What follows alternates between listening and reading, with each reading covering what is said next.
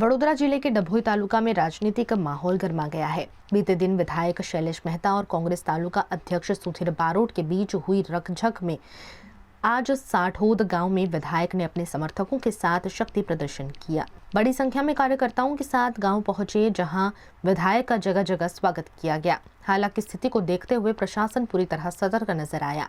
इलाके में कड़ा पुलिस बंदोबस्त तैनात किया गया। एसओजी, डीवाईएसपी और पीआई समेत बड़ी संख्या में पुलिस बल मौके पर मौजूद रहे।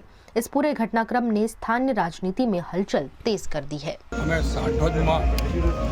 कायावरण जिला पंचायत उम्मीदवार राकेशभाई ठाकोर અને સાટોદ તાલુકા પંચાયતના ઉમેદવાર વૈશાલીબેન પટેલના પ્રચાર અર્થે સાટોદ ગામમાં ફરી રહ્યા છે। મોટી સંખ્યામાં કાર્યકરો આગેવાનો ઉપસ્થિત છે। આ ગામમાં પૌરાણિક મંદિર હાટકેશ્વર મહાદેવનું આવેલું છે। હાટકેશ્વર મહાદેવના દર્શન આશીર્વાદ પ્રાપ્ત કરીને અમે આ રેલીની શરૂઆત કરી છે।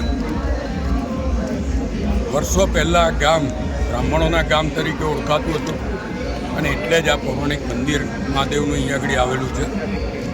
એનો હમણાં જીર્ણોદ્ધાર પણ થયો છે અને અત્યારે આ ગામના તમામ આગેવાનો અમારી જોડે ફેરણીમાં જોડાયા છે અને તાલુકામાંથી ભારતીય જનતા પક્ષના આગેવાનો પણ આ ફેરણીના કાર્યક્રમમાં જોડાયા છે।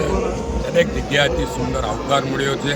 ઘેર ઘેર લોકો બેસાણી ચા પાણી કરાઈ રહ્યા છે, ત્યારે હું ગામના તમામનો આભાર માનું છું, દિલથી અભિનંદન પણ પાઠવું છું અને અમારા બંને ઉમેદવારો જંગી બહુમતીથી ત્યાંથી જીતશે એવી અમને ખાતરી છે।